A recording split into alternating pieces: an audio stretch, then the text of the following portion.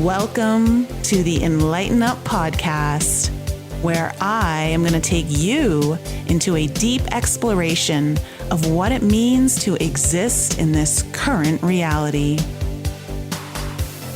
We are going to raise your vibes, open your mind, expand your heart, and dive deep into the wondrous mysteries and possibilities of this lifetime.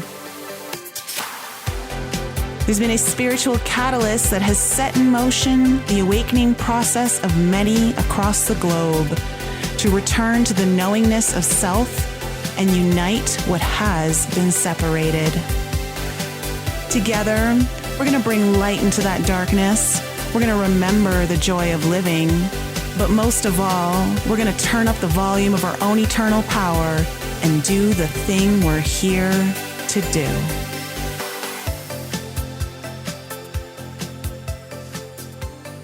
Hey everyone, welcome back to the Enlighten Up podcast. Today we're going to have a very fun journey conversation because today I'm joined by Kerry Davis, who has recently attended one of my last retreats, the 3-day 180. And she's going to share with you her experience, but also how much things have changed since then. And she also is getting ready to take people through their own journeys without plant medicine. So I think this would be very special for anyone out there who's maybe interested in the process, but not really pulled toward plant medicine or even called toward it at all, or maybe you're just not sure. But there are so many ways to go through this experience. And today we're going to get into some of the deep magic, the mystery, the shamanic presence, and all of the energies involved in that. So welcome, Kerry Davis, to the show. How are you doing, darling? Doing well. Thank you so much. So honored to be here and so excited to talk to you Yeah, again. I know. And what's so cool is that this is actually part of the healing that you're meant to kind of go through, which is, I always love being able to help facilitate in any way I can in the process before, during, and after. So, I love this. So, Yeah. first of all, why don't you just share a little bit about yourself with the audience so they can kind of know where you're kind of coming from? Sure. So I think like many people, have multiple things that kind of get you on this path. So that occurred in kind of around 2019. Things with health issues, just kind of being in that place of there's got to be more than this. Like there has to be. Otherwise, this is really not that much fun. Um, and so I started exploring the crystal, the Reiki, the this and the that, and the human design. And I tried astrology, by the way, but that for some reason, human design, I could understand a bit more, but I love astrology as well. And so actually, I've been circling around plant medicine for about 2 years. And so I had maybe in September, August timeframe, I had basically asked the universe, like, hey, universe, show me who my next teacher and hopefully they have some plant medicine in their bag of tricks, so to speak. And sure enough, like a month later, a couple weeks later, it wasn't very long, heard you on Julie Ryan's podcast, and it was just like a full body yes. And I emailed you and was like, hey, you have a retreat in 2 weeks. Can I get in on that? And sure enough, it all worked out, and boom, there we were. Yeah, it was really like boom, boom, boom, and you're there. And so I loved how one of the things I also think is so wonderful is that you took the initiative to just act on your own intuition, what felt right, and then just moved on it, which can Yeah. sometimes be very difficult for some people to make, right? But Oh, I for think you sure. also had set the intention and put it out to the universe, so it was a little easier to kind of just move on it when it showed up. Yeah. But kind of let so like right now, what are you kind of doing Because I know you're in corporate, but you're wanting to do more of this mystical healing kind of work. So, kind of Yeah. share with the audience what that's like for you right now and how the transitions. Yeah. So it's quite funny. My boss even said to you, man, you live in two very different worlds. And it's true. It's true. There's this very logical mind by day, and then there's this other thing at night or weekends and things like that. The piece that's been interesting since the retreat is they are merging more and more, and it's becoming more and more obvious what the path is. And so before it was kind of dabbling here, dabbling there, seeing some clients, doing some readings, doing energy work, etc. But now with post journey, where I am is okay, it's really obvious that the path has changed. Um, so we need to get on that path and let's accelerate where we can. And not be so stuck in the linear, like it's got to be this, and this to work. It's just like really listening to that full body yes, like the same full body yes that brought me to the retreat. So so really navigating those two things, because we live in this world that has this construct that we have to participate in, money, health insurance, etc., Yeah. but at the same time, how can I make steps towards that? But it's Mhm. definitely been very, I've noticed some of my wiring is a bit different, and it's like, oh, okay. Yeah, because when we had our pre-retreat meetup, like just you and I, right, Yeah, where kind of prep so that you could prep specifically for yourself, yeah, this idea of, transitioning out of corporate into your own thing felt like there was still a very large gap in yeah, between those two things, right? And from what I can see now, only 2 months, not even 2 months after the yeah. retreat, is that that gap has significantly closed. Like it's much smaller.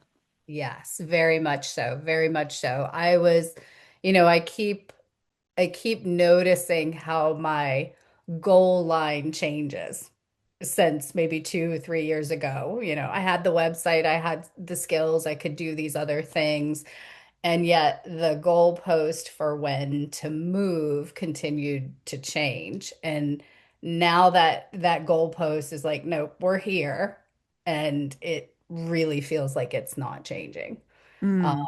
and so a lot of that, I would say, came from this sense of coming home and just deep within inside during the journeys, knowing who you are and who I am through that Hmm. journey. Hmm. And so therefore the goalpost doesn't have to change, Yeah. because it's like now that pattern is in the body, and it's just like, nope, we're gonna roll. And so, I think that is a real big difference, because it was so easy for my brain to kind of come in and be like, no, we're going to move that goalpost. It's got to go further out. You can't do it right now, right? Hmm. Hmm. And so, Yes, yes, I remember. And so what I think is really cool too is that one, we did have to get you out of a linear approach yeah, to everything because that has been your approach, which is very corporate, very understandable. Like, yeah, for sure, right? Um, but I think also what has been so interesting is like for me, I love to collapse time for everyone, right? Like let's start building that wormhole and start bending the reality in space and time so that we're getting you closer to that future vision and not having to move the goalpost every. And so for you, I remember when you came to me, you had said that you've been doing so much. You're taking a lot of courses, you're learning from a lot of different teachers and all still very good things, right? They're all benefiting you. But you had mentioned that you still felt like you were sitting at this plateau that you were unable to kind of break through until the retreat. So you yeah. kind of want to share with the audience what you were kind of going through prior and what that plateau really felt like for you? Yeah, and it's interesting because in human design, they talk about plateaus for certain types, and I definitely have that plateau piece. I've seen it throughout my life. And I think it's one of those, for me, what it was is it's like, okay, I've gathered these skills. I like those modalities. I like those skills, but there was a big piece missing. Felt like it was missing, or I was just not quite connecting the dots, maybe the way I needed to. Like And how to so I was just, utilize them all, like in yeah, your how to way. utilize them all, how to bring them, because when you kind of look at them, they seemed very disparate. It's like, oh, she went over here and did this, she went over here and did this, and also slightly daunting is in some readings I've gotten over the last several years is like, oh, you're here to build something new. You're like, Mhm. okay, great, no pressure there. Thank you very much when I'm going like around modality shopping or something.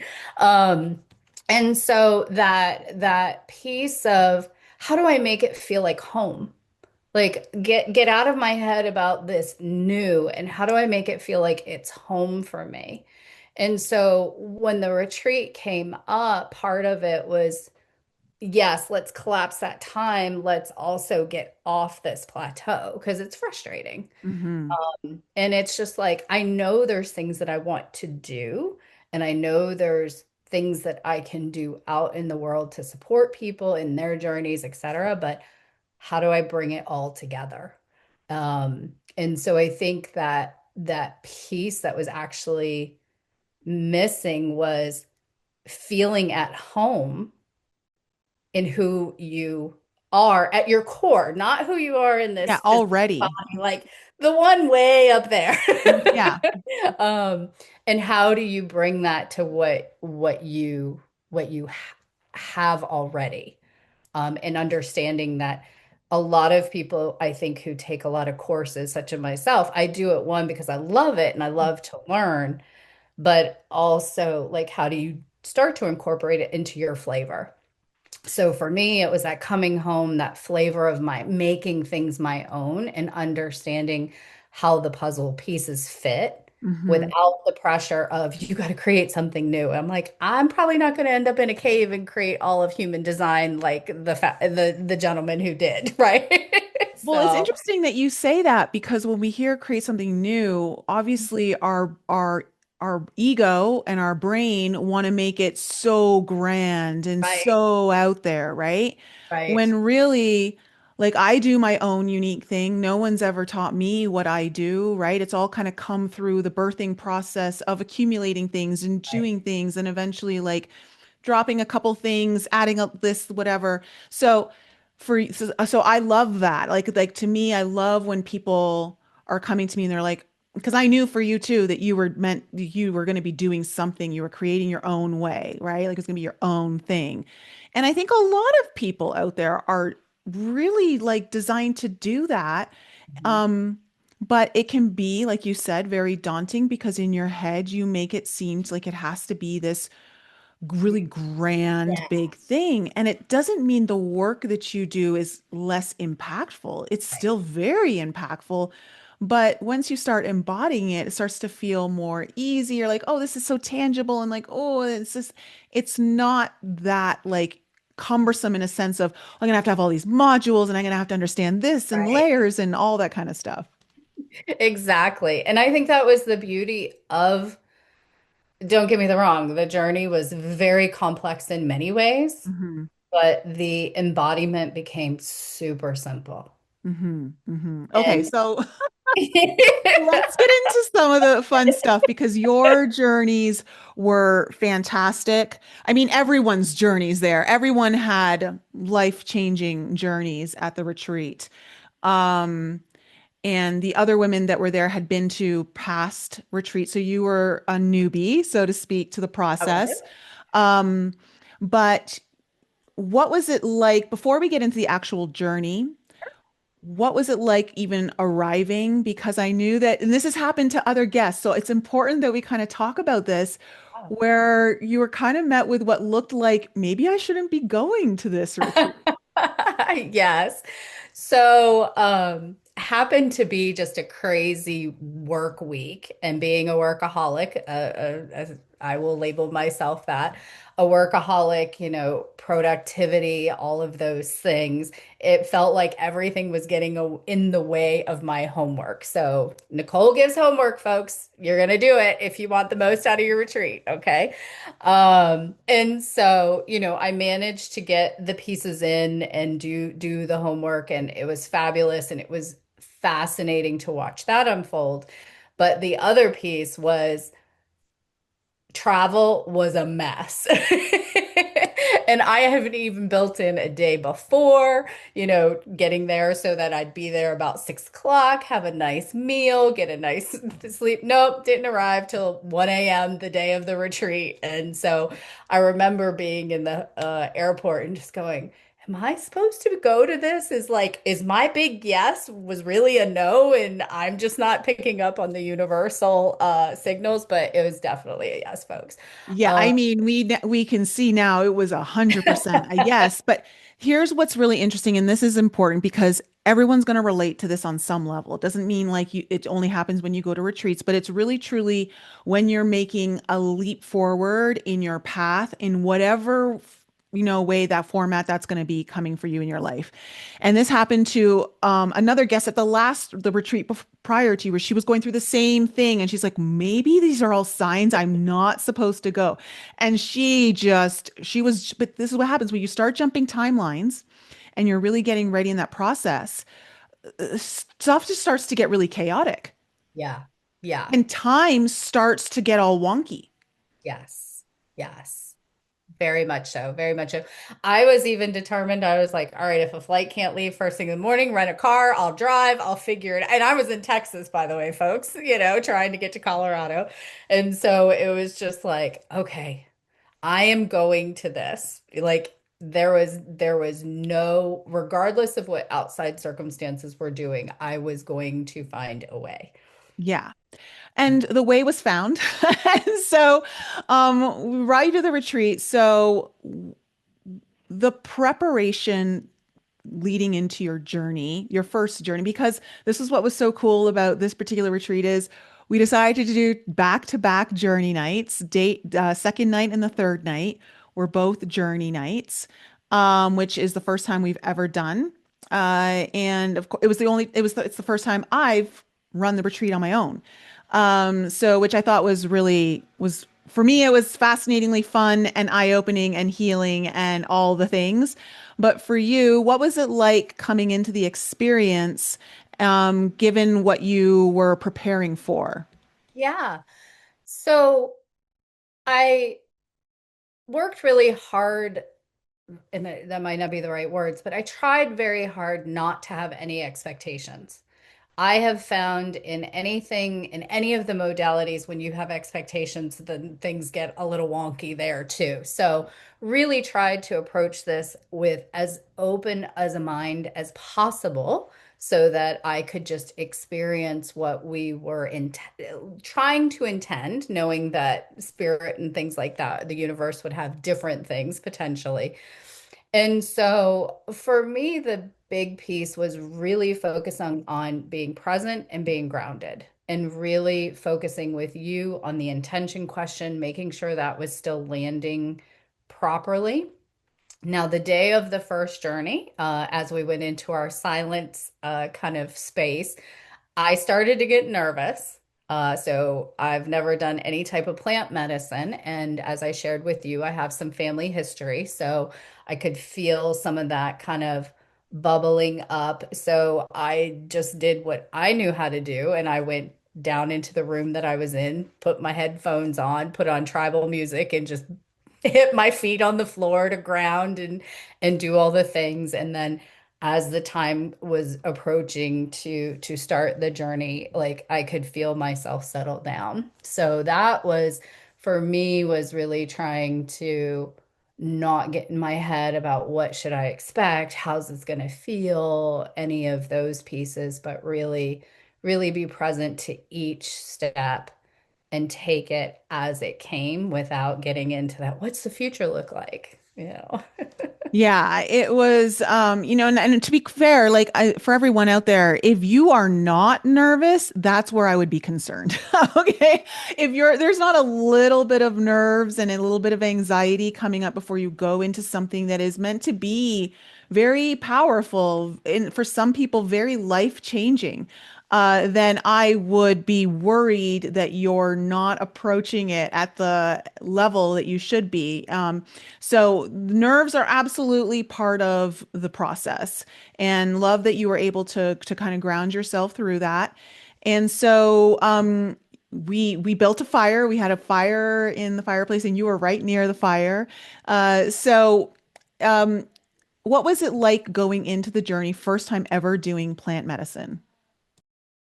So very, very fascinating in the sense of I've never had mushrooms in that form before, so that's a treat for everybody.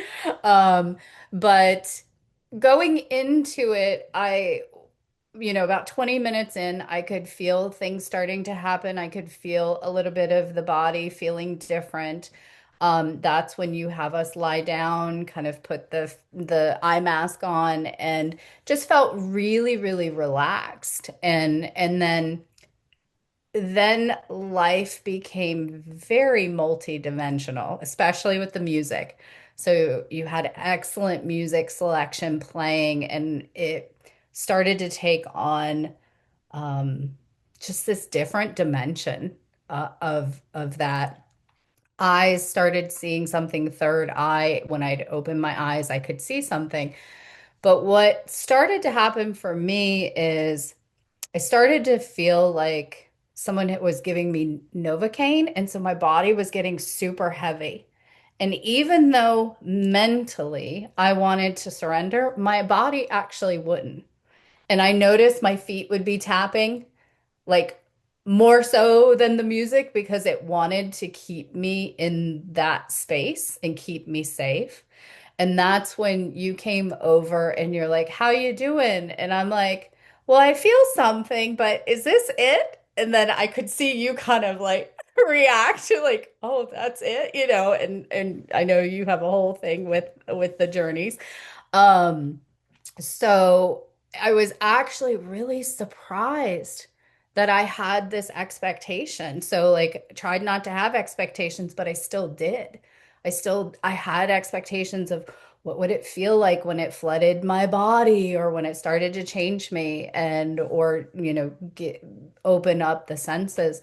And I was just very surprised that I could not fully surrender. Yeah. And so that's how, and of course, I looked at the other women and I could tell they were both in the same place that you were, or similar place, where definitely feeling some of the effects, but not really going in. And of course, I've shared before, if anyone hasn't heard this on like the podcast that I did right after the retreat, because it was an initiation for myself. And so recognizing that the dosage was not strong enough for all of you, not because I had misdosed, but because the mushrooms had decreased in potency over time. And it's kind of hard to gauge that. You can't just, there's no real way for me to really know what it was. But I had a guess that it was somewhere in the 25 to 30% decreased potency, which is significant enough, right? And so luckily I had these taffies, these microdose taffies that were a little heavier of a microdose, still in the microdose range, but heavier. And because they're just super easy to chew and take in, I ended up offering those to everyone there, and you took two, which I wanted you to take two because I was like, she needs two. Um, and so once you took those, of course, I had to wait because it'll take about a 20 minutes or so for those to start kicking in. And again, what's really interesting with mushrooms, there's a certain period where if you try stacking them, it doesn't work. It just won't do anything. And so I didn't know if I had lost the window or not. Okay. And Right. so I was terrified. I was absolutely terrified that we may have missed the window, but we were still below the 2 hour mark. I think we were about 90 minutes when I gave that to you because I was like, oh no, this is by 90, we should be there right now. Right. So luckily, we were still in the window.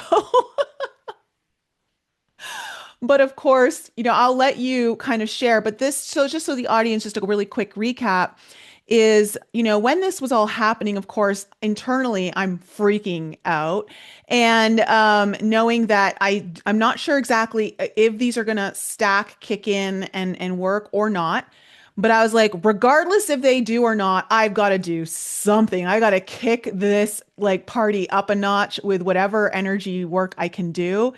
And so I just said, it really hit me. And I realized that I was part of the medicine for you guys. And I've never really like grounded into that concept before. Like, you kind of know you are, but not like in the sense of really understanding. No, no, no, you're part of the literal medicine. So, getting to work and moving my body, my arms, my hands, starting to sing tones and drumming and all of that, moving around, working with the fire was I just like, after I gave you guys your micro, I just went into deep shamanic mode and let you guys go into your journey, however way that was going to go. And that was it. So, what started to happen once those two microdoses started to take effect for you? Because it gets pretty interesting. Yeah, it absolutely does. So you gave me the first one as I was running to the bathroom, and that one actually kicked in. It kicked in pretty quickly. Like I know you said there's a 20-minute window, but I remember being in the restroom going, giggling to myself, look at corporate girl on a Friday doing plant medicine, right? And I remember kind of skipping out of the bathroom and being like, going to get my second dose from you. And I was like, I remember having this thought like, huh, this is like how the witch gets them to the cabin, the little breadcrumbs. And I actually just cracked myself up, of course. Um, and so I laid back down and things really started to accelerate. And the first part that hit me was just this pure bliss and joy.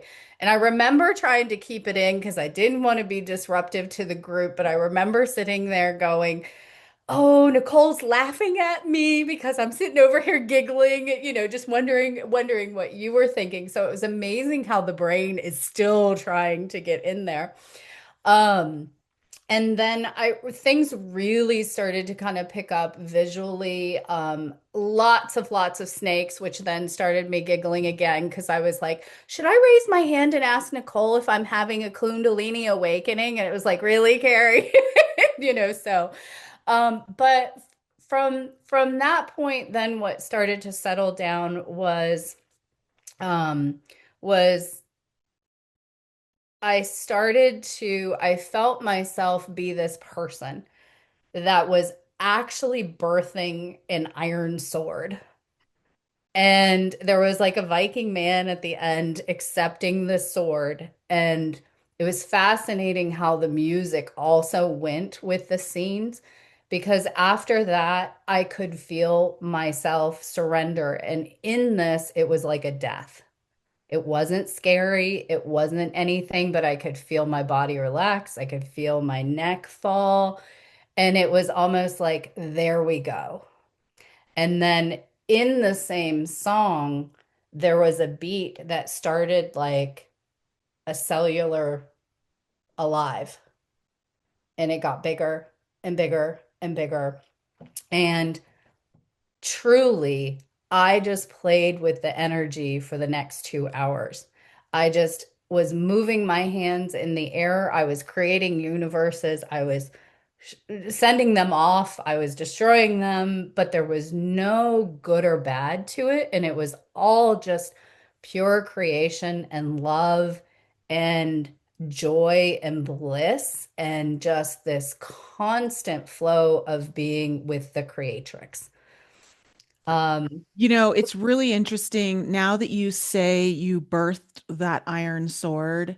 I think there are many meanings behind that. I don't think it's just one because it's never just one with a mushroom journey or an ayahuasca, whatever journey it's going to be. But the what came to me and I only realize now is that was you letting your mind go. It was like releasing the mind through like and really like just handing it over to someone else. And so you could just go into the experience. exactly. I definitely feel there's a piece of that. There's also the release of the masculine and handing it over, because that Viking gentleman was very much the pure masculine energy, not Yeah. some of the stuff we see in the world today. And so to your point, very multi-layered, and I do feel that it will continue to unravel. Mm. Um, but I think it was also part of, we called it kind of a little bit of a cosmic joke because my pre-homework you gave me was your spine is a sword. And 2 years ago, I got an intuitive tattoo by a great artist. And it's a sword going through the universe on my spine. Yeah. And so See, this is what cosmic is, jokes. I know, this is what I love because, of course, the homework was literally yeah, your spine is your sword. And then you tell me, oh, I've got a tattoo of this or whatever. And then you're birthing a sword, through Yeah, your journey. So it was really interesting how significant, as well as the beautiful display of synchronicities was. yeah, It makes it so impossible to ignore. yes, yes.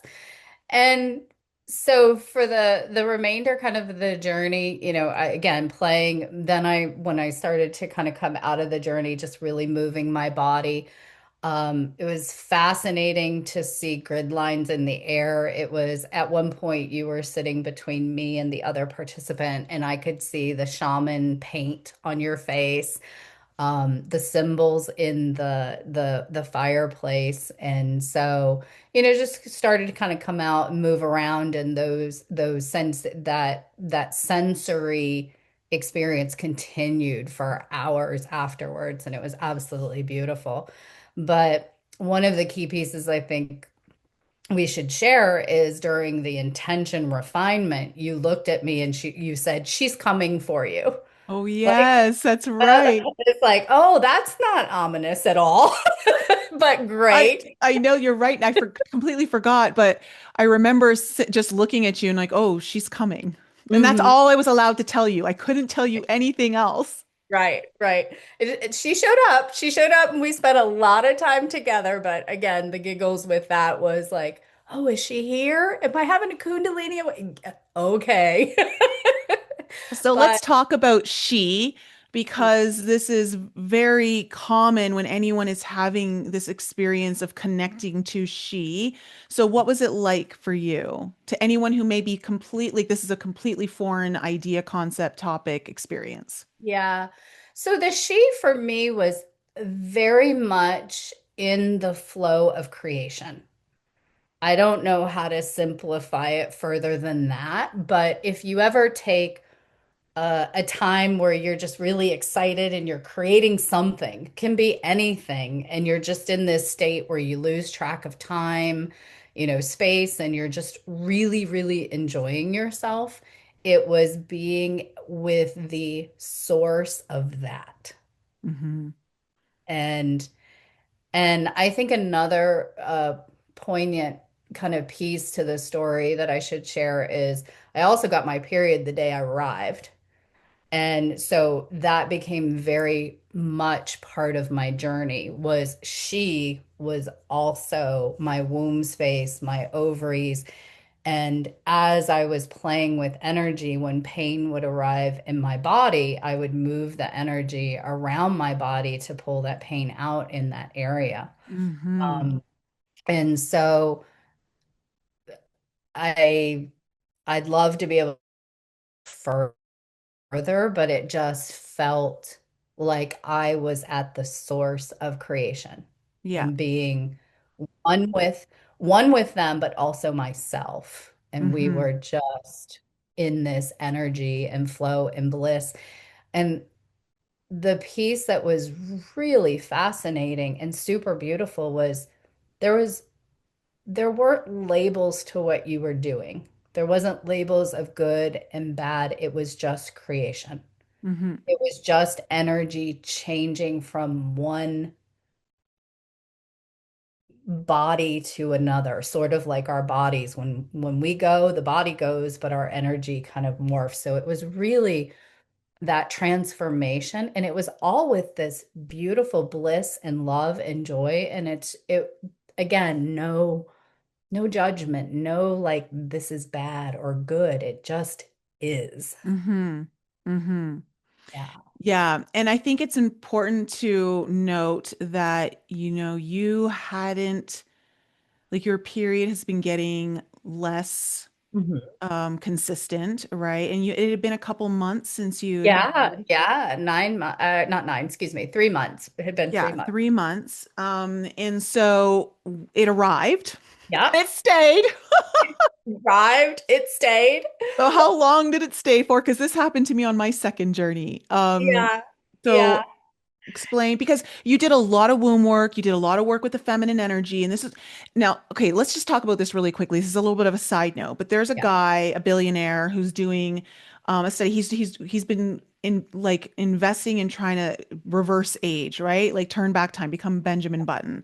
And he just a few days ago uh decided to add in 5 grams of mushroom journeys, okay, to see how are there any anti-aging impacts and effects on the body from doing these journeys. And I know without a shadow of a doubt that there is 100%, because there is what I experienced in my second journey was it was, again, I did actually 5 grams of mushrooms, the most I've ever done.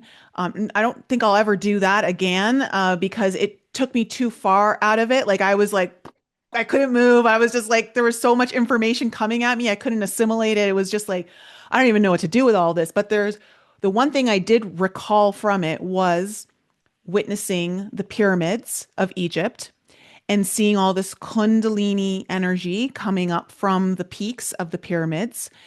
And I was being told to remember my work with the Kundalini energy from those times. And that next day, my period started and it didn't go away for 16 days. Mm. And I was like, and it was just like a regular period, nothing crazy, nothing too light. But the also really interesting thing that I will say, if anyone remembers, I was eating eggs every day. And every day I would go to crack 3 eggs and there would be 4 yolks. I always had a double yolk in my eggs for 4 days.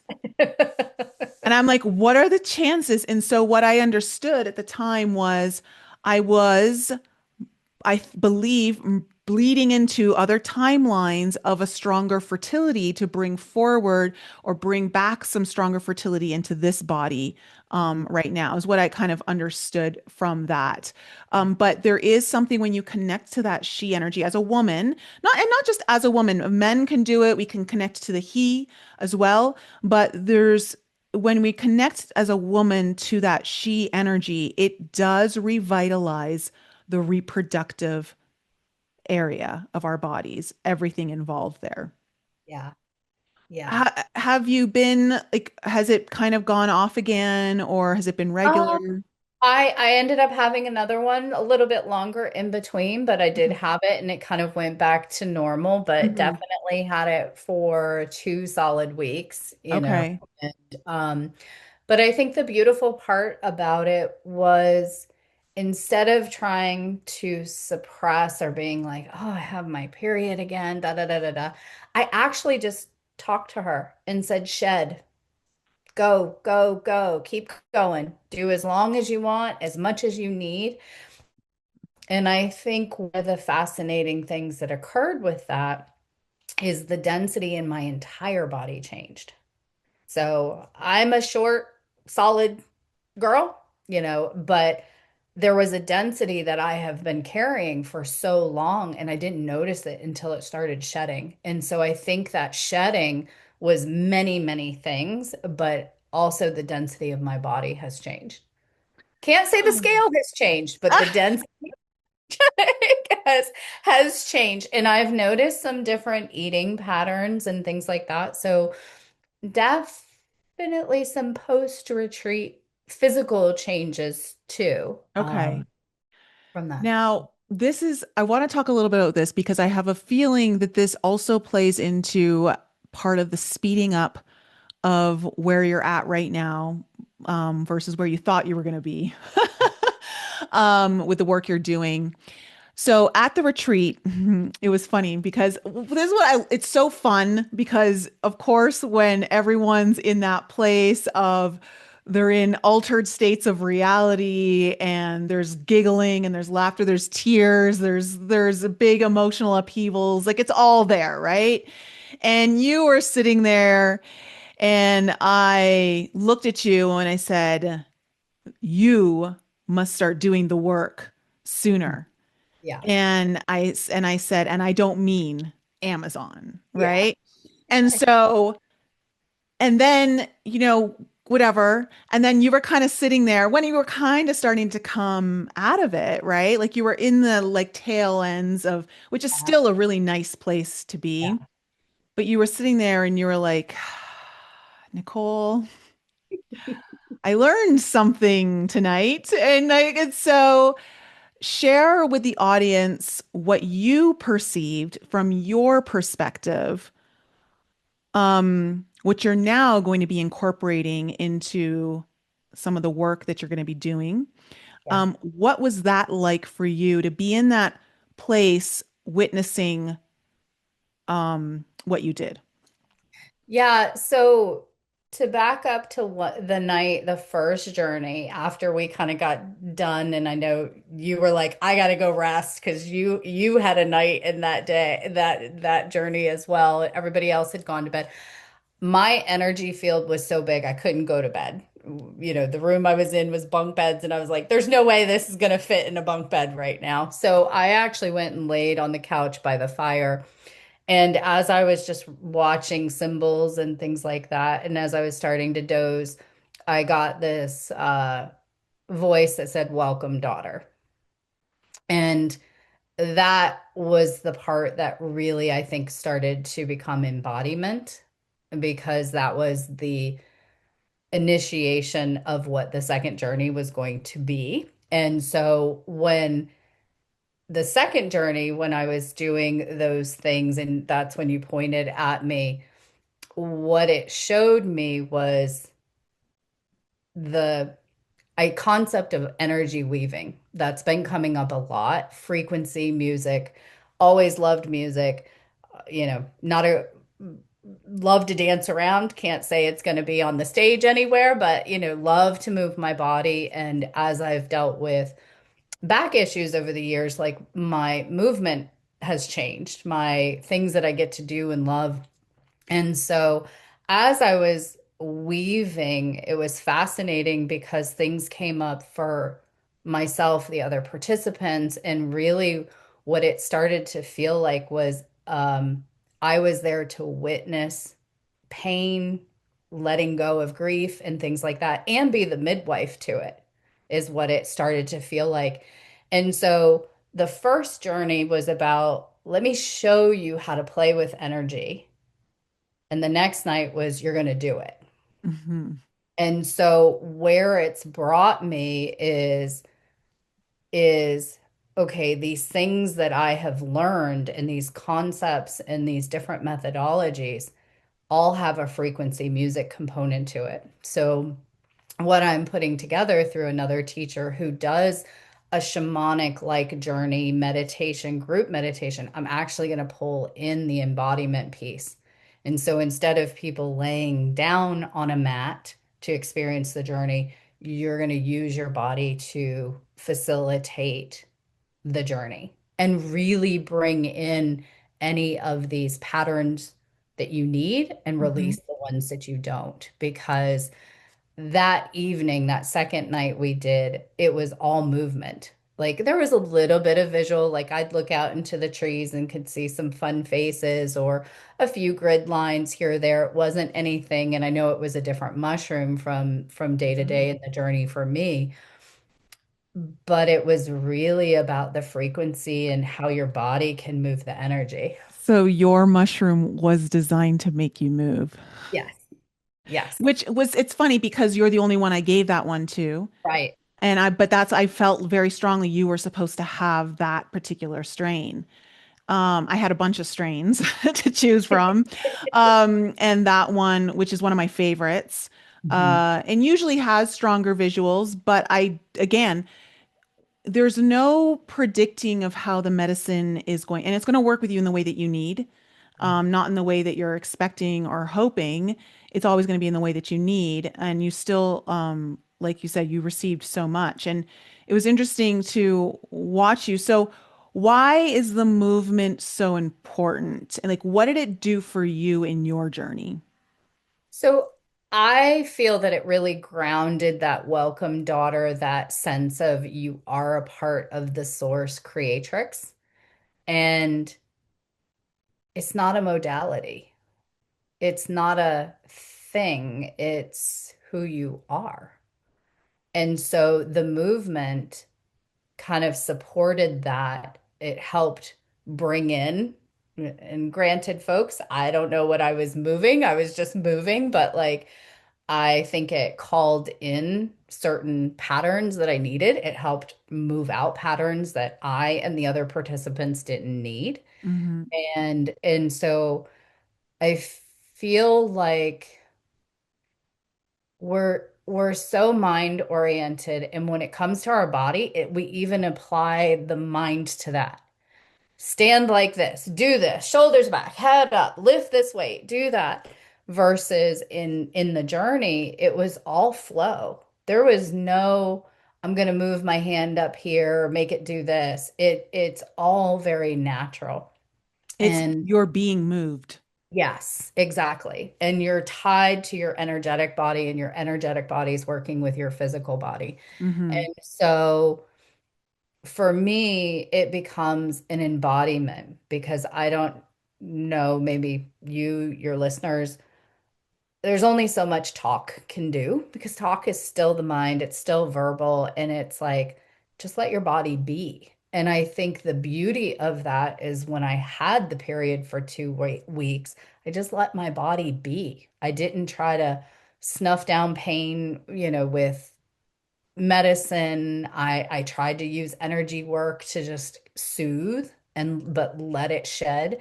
And so that physical movement, I think, brought forth things I had been dancing around, pun intended. So, it felt like it just settled in the body. Hmm. And Hmm. movement helps with that when you can have it be natural. Yeah. And it's interesting because, when after the first journey, it was you and me and Aurelia in the kitchen, having some food post journey.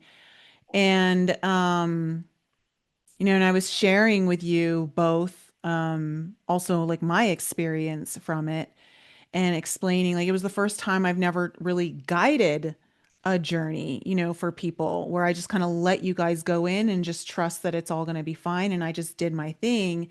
And it was interesting because both you and Aurelia are like, no, you were guiding us and you said you could feel Mhm. the thing. So could you share just from, because I can only share from my experience, right? So from your experience, what did you feel, experience, witness from me doing my movements and me just letting energy move through me connected to something much greater and let me be its instrument. Yeah.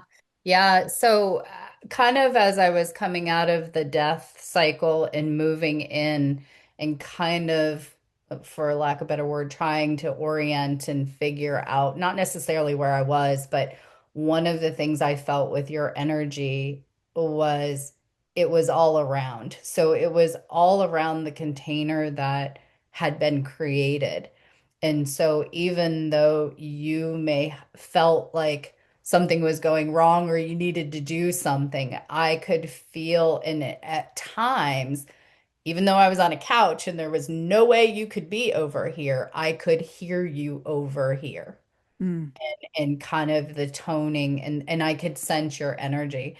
So as you were doing your bits, I think the piece that I felt was she's here. I might not understand fully where you are in the physical world, but I knew you were holding the container and could tell when you were in an area trying to not necessarily condense it, but smooth it and kind of have it hold and keep things safe and keep things moving for us as participants in our journey. Um, hmm. and periodically I would, and I, again, because you're on a different time space spot, I knew when you had at least been there. So if you were on this side of me doing your energy kind of weaving and stuff, I was like, okay, Nicole's there. But by the time I would like be like, let me peek and see if she's there, you were, somewhere else in the room. But like I knew you had been there. Hmm. And so for me, it was just there was a bit of a energy vibration as well as an audio vibration that as you were moving around the room could tell. Yeah. Yeah. It was interesting because I remember Aurelia sharing with me that she felt her visions get more colorful Mm, when I was working around her, and she felt the love frequency intensify, like get stronger, which was so, you know, as healers, energy worker, all the things that we do. We know we're doing stuff, but you never really know right. exactly how it's going to impact others in the way, like you just trust that you're doing what you're meant to be doing, and however way it's meant to work with someone else, it's going to. Um, like there were certain things, like for instance, I remember going over to her once and she was having a very deep experience with otherworldly beings, and she was sitting outside, and I knew instantly, I was like, you have to go to her. So I had to go out of the room outside to her where she was sitting, and as I started like singing tones to her that were came from the song, and she just started crying and crying and crying. But it was like I could tell it was like this deep gratitude love cry, but it was so overwhelming for her. So Yeah. I just instantly started like tapping her high heart, like to the beat of whatever beat I was being guided to do. And it just soothed her. And all of a sudden, she just put this big smile on her face, and all the tears started to stop. And just like this pure bliss like state. And so it's interesting because you don't it's not like you hear instructions and then you follow. It's not like that. It's unknowing, and you just go with how like your body's already kind of being moved and you're just allowing it, and it's happening. And so it was a very it was such a blessed experience to be a part of this for with all of you there, and um really witness a deeper embodiment of shamanism than I had previously worked with. And so that was like really cool. And you're right. It's like allowing your body to move and allow the energies to move through you versus thinking them. Because really what we're doing at that point is grounding them, like pulling them fully through us. It's Yeah. not about trying to understand it so that we can like make sense of it and our ego can feel safe and it's okay and all that. It's truly about the embodiment of also like rooting it through you into the earth. So being that transmitter. Yeah. Yeah. And I find it fascinating for Aurelia. That's like for her, it brought out more visuals. For me, it felt like a comfort. Mm-hmm. It was like, okay, she's still there. Okay, now I can go off because what would happen is when I would recognize your energy somewhere, it was almost like I was looking for it just to be like touch point. Okay, now I can go back to this. For her, it brought out the brighter visuals and stuff like that. And I think for me, with the challenge of surrendering, it was more like, okay, the guide is still here on the trail with me. They haven't left me to the bears and the wolves and She and hasn't all jumped into the fire and gone up the that. chimney. Right, exactly, exactly. It's not leaving me out in the cosmos all by myself. But I think that's what I needed, knowing that being a first time journeyer in this way, um and for her, I feel that that gratitude, that bliss was something that she really needed to feel, you know. Hmm. So I think your energy worked for each of us for what we needed, and that, as you said, you became part of the medicine for folks. Yeah. And I think too, this was a different way of guiding a journey where it wasn't me physically being there, although I was, but really allowing my body to do what it needed to do so that my energy, which is the strongest, could be there for you in all the ways that it needed to, which is interesting because my energy could shapeshift to be what it needed to be for each of you in that moment. Yes. Um, so what was really cool too was on the first night, the three of us were sitting at the table and you could see green scales Yes. below her skin. Yes. And okay, so share with the audience what you saw, because Yeah, so as we were sitting there eating and eating delicious food, by the way, um, when I looked at Aurelia, I could see under her skin like these green scales. And then when I looked at you, around you, I could see the ancestors. So it's kind of interesting because you're sitting here having a very human experience of eating, and then you may look at like the painting behind you, and all of a sudden it's doing some funny things, or you look at the person and you're like, oh, she's got scales. And I remember being like, I don't know if I should say this, but I was like, you have green scales. Do you know where you're from? and what was so funny was her next journey the next night, she saw it on her legs Oh, in her I didn't journey. hear that part. I Oh didn't hear yeah, that no, part. she did. I knew she was having some really cool conversations with other beings and stuff like that, but I didn't know she saw it. She goes very galactic. Very, Yeah. very she's probably one of the most galactic experiencers that I've had at any of the retreats that she always has very super galactic, like bringing in beings from places I don't even know.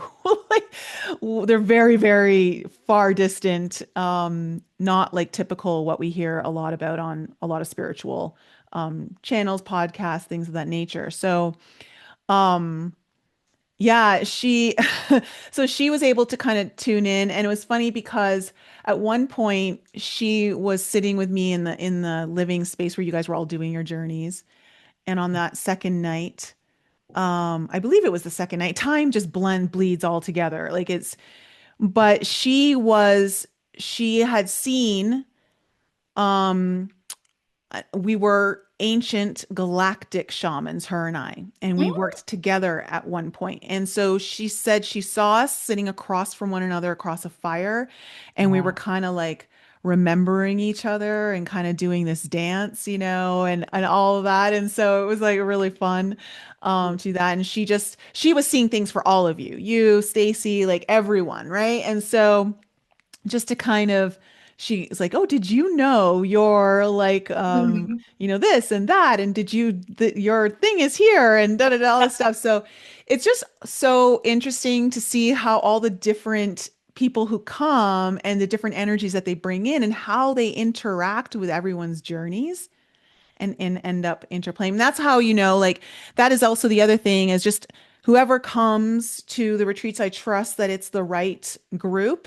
because there's just no way of us understanding from this earthly existence of what's coming in at those higher levels. Yeah. Yeah. and why. So, okay, so you have, okay, so, and just so everyone knows, on the first night, Mm. while this is all going on, I got it while I was doing all the thing and everyone's still in their journey and all that. And I'm just like, oh, I heard, what about a second journey? You know? And I was like, oh, another one like tomorrow? And I just kind of kept it to myself. And then when we were kind of like eating and you were there and you're like, so are we doing this again tomorrow night? And I'm like, funny you should say that. And so that's what we kind of did. We just went with the flow, and that's what kind of came through, and everyone was down for it. And it ended up being a double header, which now is what I'm going to incorporate at all the other retreats. I thought it was fabulous, and I do think the idea of a second one came during my giggling phase, so I will admit that. But afterwards, after, trying to move the energy in my body, I was like, no, we need a second one because I know there were some other things going on in other people's journeys. So I was like, just ask, worked out fabulous, but like you said, the connection point between that. So between us as a group and individuals and picking up things for each other. Like I know I picked up some things for Stacy, but it was fascinating to because I could feel it in my own body, I could feel it in hers, and I could feel it in the collective. Hmm. So it was medicine for the group, but I think when you bring people together and part of the process that I've learned and incorporating into my stuff is that as a group, we come together and we create something energetically that other people can also leverage. Um, Yes. so that was just absolutely uh, I've known this concept, but to feel it and experience it to that degree was just awe-inspiring and just like so beautiful. And again, there was not this, oh, we got to get rid of this because it's bad. It's just like, no, we're ready to get rid of it. Let's take it out. Let's move it Yeah, it's like along. we're done. Like, Yeah, like don't need it anymore. yeah. So okay, so now, you have your two journeys. There's a lot that's come through. Um, I know that when you left, there was still a lot of work being done on you at night. So I know I was getting work done on me at night. So why don't you share with the audience what was happening to you in the nighttime after you Yeah, left the so retreat? as I was sleeping at night, so during the journeys, especially, well, both were extremely powerful being in that source creation energy. And the first journey was really about that and kind of like, hey, we're here to be in the playground and learn. And then the next night was really about being in it and doing it. And it's a lot of energy moving through you. Like you feel like you are a live wire when you're in the journey. And so at night, all of a sudden, I would have this live wire plugged back in and it was just streaming in. I wouldn't wake up, but I knew something was happening. And it happened probably for about 3 nights in a row. And after that, I ended up picking up some bug, and it was almost like my system was like, no, we just need to rest for a little bit. Stop plugging us in for a while. And I am someone who resents naps, and all I wanted to do was nap. I was like, yeah, I'll take a nap. Let me just curl up. I think one day I took 2 naps, and I'm like, I've taken more naps since coming back from that retreat in that first week than I probably have in a year. Um, Well, and the energy work that happens is so big. yes, It's very, very big. I yeah. mean, you received a lot. Everyone there received a lot. So, um, when you go home, it's not like the work stops. It still continues because what happens too is we open up a portal Mhm. in our field that is still connected to that place that the journeys had facilitated, and the work is still being done, sometimes for up to 2 weeks. Mm.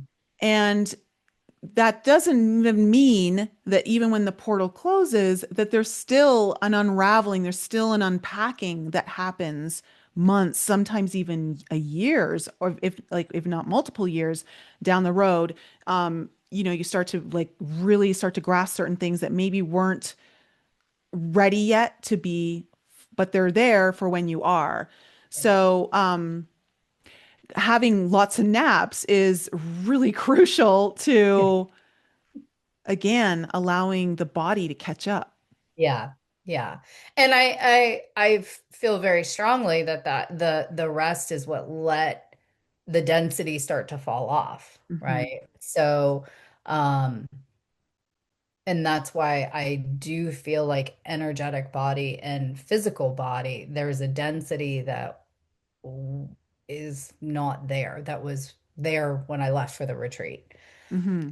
So I had again multiple nights like that, and then since then I have had very specific dreams or activation to keep clearing. And so um especially around the throat, the heart, kind of opening that up, because I think you have to have that clearing to step into who you're becoming and what you want to say and do. And so Hmm. I think some of the post medicine that is still working is taking these dreams and being like, okay, who's choking your voice, or why, where's the shadow coming around your heart? Let's clear that out. Let's open the throat up and do those things. So prior to you coming to the retreat, you knew that you're working in corporate, but what you really wanted to do was the work, and you'll talk about it in a second. How far away did that seem like to you if you were to kind of conceptualize it into days, weeks, months, years? Like how far away did you think you were going to be from that actually happening? So I would say mind was telling me, oh, 5 years, you got to wait another 5 years, maybe 10, depending on how the 401ks go. I mean, What? those are the I stories. didn't know it was that far away. Well, it's funny. Again, the goal line keep changing. So each year it was like, oh, 2 years. I said that 2 years ago. So 2026 was supposed to be like the movement. Now we are looking like it feels like it's less than a year. Hmm. Okay, so we've collapsed time there. Yep. Now, when we spoke at the first pre-retreat, or sorry, post-retreat meetup, you shared that you're going to be doing your first guided journey with the embodiment piece Mhm. and bringing in some music Yeah. that was like you wanted to bring in some of the retreat music, Yeah. which is super fun. And you were going to do that for December. I was going to do that for December, and it did not work out date wise. So the calendar looked open, but it wasn't. And so then I was like, oh, I guess I can wait till January. And I said, no, I am not waiting till January. I'll do it Saturday, tomorrow. So you bumped it up a month as I bumped it up opposed. an entire month. Yeah. Yes, So instead of waiting 2 more months, 4 months. you collapse the time even further to Yep. making it come in. So, which is actually going to be, we're recording on a Friday. This is going to happen tomorrow, Saturday. The audience will get this on Tuesday. So walk everyone through what this is, what this work is, because I will be bringing on your teacher to the show and she'll kind of take people through a deeper dive of it. But you're going to be doing it in your own unique way of what you've learned from her. So share with the audience what a non-plant medicine journey is like. Sure. So, we start with kind of settling in, and we use something called soul cards. And you select a card, and there's an intention question, and that becomes a living pattern that you're going to do during the journey. You're going to ask spirit and things to show it to you. It's obviously not a head thing. Um, and during the journey, again, we're bringing people together. So you're creating a kind of a living consciousness. And, my teacher will explain a lot more. She's been doing this process for about 30 years. And we, anoint the chakra tower, which funny enough, I did with my mushroom journey both nights. No one probably noticed, but I each time I sipped was a particular chakra and took my plant medicine. So I brought that in while I was with you.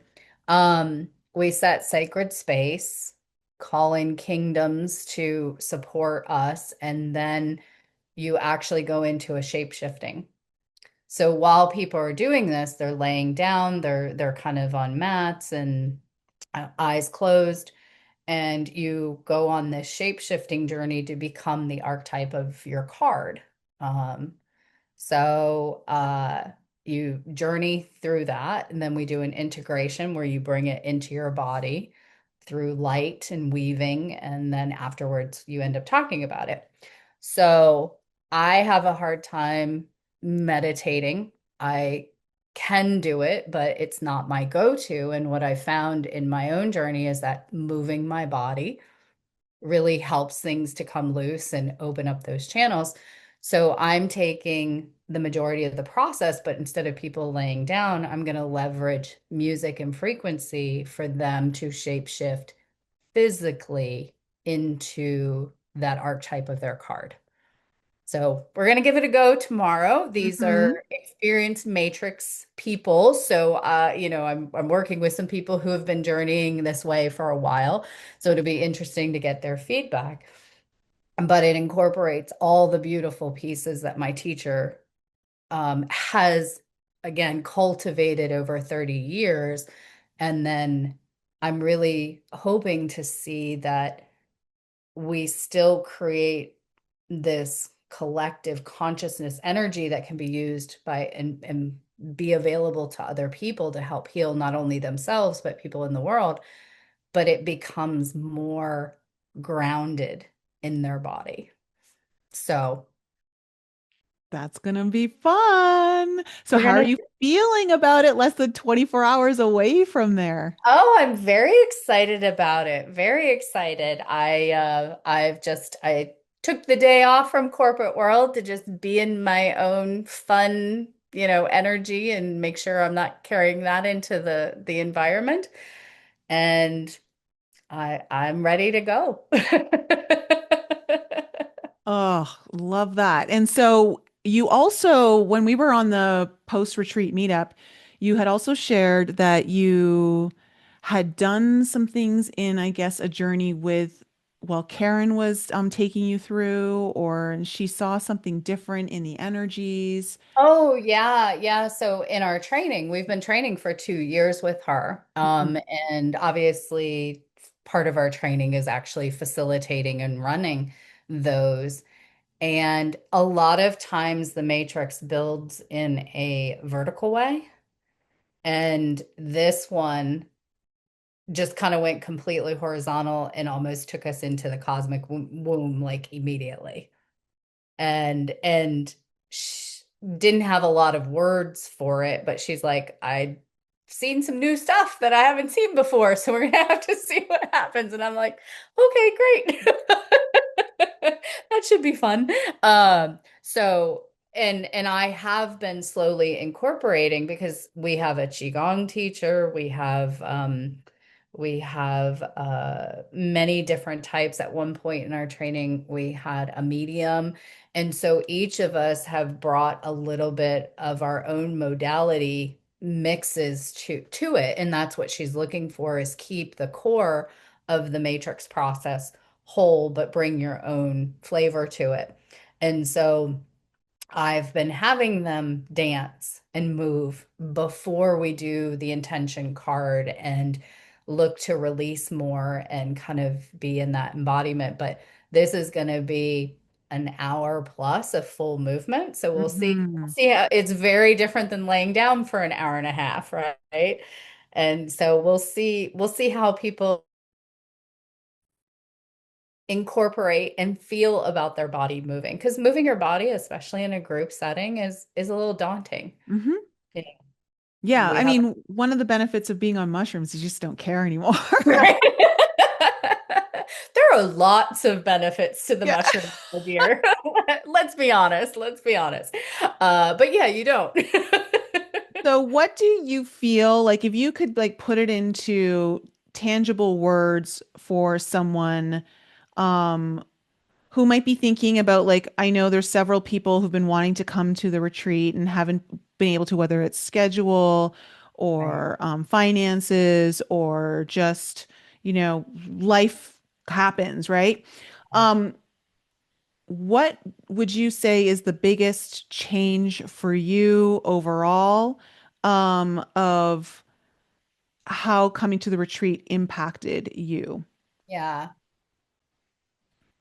The biggest piece is I deeply view the world differently. And I think that is a really great place to be because instead of it being this black and white, this is right, this is wrong, this is this, if I go back to the feeling of that joy, bliss, everything is creation, I can kind of come to the table with that. And so that work thing that gets everybody fired up, eh. Eh. So it's almost like being like having that feeling of it just is, and it's just creation, and we'll learn from it. It'll transmute, it'll change, it'll transform. And I feel that that lens gives me actually more perspective than trying to think my way through it. So would you say that that perspective then is helping you move forward versus staying where you were? Oh, absolutely. Absolutely. Um, and it also is helping because there was that deep sense of, okay, I may not know what it looks like in the future, but I know what it feels like. I know what creation feels like. So the way that and I'm calling it the dance with the matrix came about was I was listening to some of my music, some of the retreat music, and all of a sudden a playlist just started to come together. Then, okay, I have an idea. I don't know how it looks. I don't know how it's going to work. I don't know how, but I created it, and it's being in that flow state Hmm. and that creation state that's just like, hey, it's okay. Just try it. Yeah. Um, Which is allowing you to move, yes. literally like move, Yes. but also like move forward, which is as you take one step forward, more information becomes available to you. Exactly. And I Exactly. think also what was so interesting about you too, for you specifically in your journey and the intentions and what you were looking for, was it was so obvious how much we had to get you out of linear, Mm, approaching things linearly or trying to understand things linearly and mm, allow yourself to be in the unraveling, right, of the abstract. yeah. Learning to be in the abstract, learning to be in the abstract and reading the abstract, I think is what came through later on. Yeah. Yes, learning how to read the abstract versus the linear. Yeah. Yes, which is very important whenever you're doing any kind of work similar to what you're doing, right? But also, I mean, it's so fun for anyone. I mean, it's fun for anyone, because there's just so much different stuff that comes through. So, for anyone who's looking to come to a 3-day 180 retreat, I have officially decided of when the next retreat. I was kind of playing with January, but there was something about that that wasn't fully like landing. So I am now officially announcing on the podcast, as I always do, that the next retreat will be the last weekend of February. I still want to do one in the winter. I want there to be snow. Hopefully, we'll watch it. It's so warm in Colorado right now. Like we are now in the top 10 days of latest snowfall ever for Denver. So, and we're probably going to start going up in that top 10. So we haven't had any snow since like the season like of spring like time. So, but it's okay. Whatever happens, we will create snow if we have to in our journeys. But Create it. I found another beautiful location. I'm changing the locations. I liked our last location, but I wanted something because we're going to be doing it in winter that wasn't so deep into the mountains, specifically having to go through Vale Pass, which can close down if there is a strong storm coming through, and that would impact people being able to arrive. And I just don't want to mess with that. So we're still going to be in the mountains, but much easier to get to in Estes Park, right next to a national park, and on a river with a hot tub outside with a massive, massive fireplace for the journey room, which is really big and way more seating than we even had at that one. So, if you're interested in coming to the 3 day 180 retreat for 2026, it will be the last weekend in February. I'm going to leave the link for everyone in the show notes below if you're interested in filling out a form to come. Of course, now that I've experienced it this way, where Carrie was there, it will be much more intimate. Four, five people max is what we're going to be doing. I'm going to be the only one facilitating the retreat, as I actually really enjoyed, as much as I love all the women that have supported me through all the other retreats and how incredible they are. This is definitely, I find myself coming more into my own power this way. So we're going to keep going in that direction. And it's going to be magnificent because that was the other thing that came from this retreat was how much I must work with fire now. I must. It's absolutely essential. It's funny because I always thought there also needed to be water, which there does.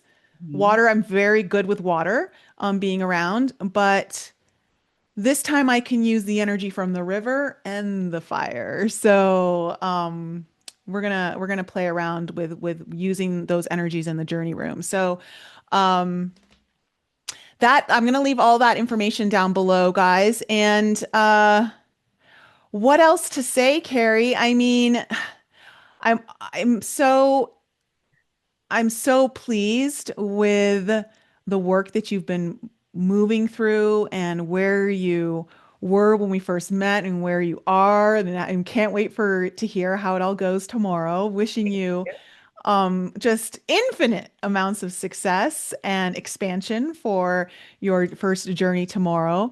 And I'm going to be having Karen on the show in a few weeks from now. So she'll be on in December for everyone else. So you will get a deeper understanding of what's kind of going on from Karen, who's created this method that Carrie's going to be using and then adding her own juiciness and flavors too.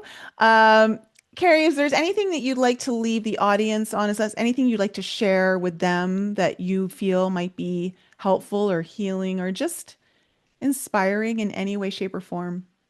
I would say if you're feeling the calling, Nicole creates the most beautiful container to support you. M- The money will work out or take the leap and experience what this medicine has to teach you and show you because I think it will change your life. Thank you. And you know what? It's just been one of those things where so many lives are getting changed. And of course, the way is unpredictable, but the change is not. How that will happen, we don't know, but we know the change will occur. So if you're interested in coming, we'd love to have you there. Carrie, thank you so much for coming on the show and sharing your experience with everyone from your point of view. I think it's always helpful, as well as just understanding how important the embodiment of this journey is and being able to use the physical vessel in our, not just our own healing experience, but in how we're bringing forward the necessary energies. Like we can do all these things, we can, with our mind, we can sit in meditation, which is wonderful. Don't ever think I'm knocking meditation because I love my meditation. But our body is meant to be used in a variety of different ways, and learning how to move the body to be an instrument in the field, I think is a very I think it's one of the more advanced steps in this journey. So it's definitely worth exploring. And perhaps, Carrie, once you get a little more familiar, we'll have you back on and maybe people can find you if they're in your area or if you ever decide to do them virtually. I don't know what your plans are, but who knows what's in store. Definitely always going to support those of you who are wanting to do this work. It's my pleasure.